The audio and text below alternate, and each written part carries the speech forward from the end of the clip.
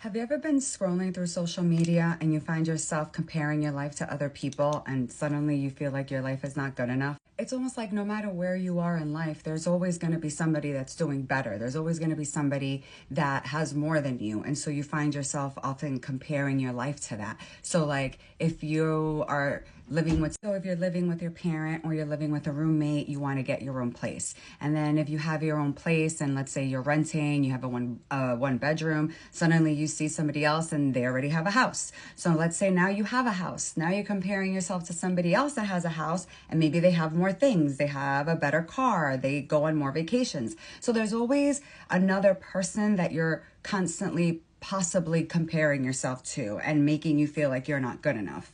And that's when we say that comparison is the thief of joy. Because if you start comparing yourself to other people, what it does is it takes a shift off of the things that you already have and it makes you focus on things that you don't have, on the things that you lack. So what that does is it just creates unnecessary pressure and robs you from joy. Because the truth is that everybody's journey is unique. And real happiness comes from being able to appreciate where you are instead of where someone else is. So these are some things that you can do to help yourself not compare your life to other people and reach your happiness. So the first thing is practicing gratitude. Take every day and write at least one thing that you are grateful for. This shifts your mind into focusing on things that you have instead of things that you think you're missing. So for example, I'll wake up in the morning and instead of saying like, oh, I have to go to work, I'm so grateful that I have a job that I can go to. The second one is to limit social media. Take breaks. Put boundaries, set a timer, and focus on your own life.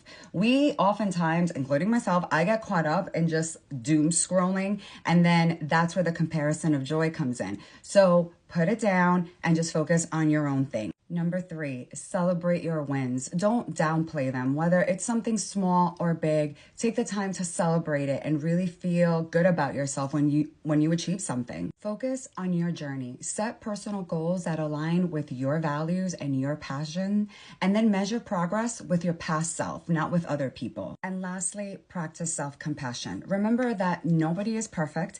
You are doing the very best you can, and focus on growing, not so much being perfect. Because like I said, nobody's perfect. So hopefully these little tips helped you in being able to not compare your life to others and be a little more joyful.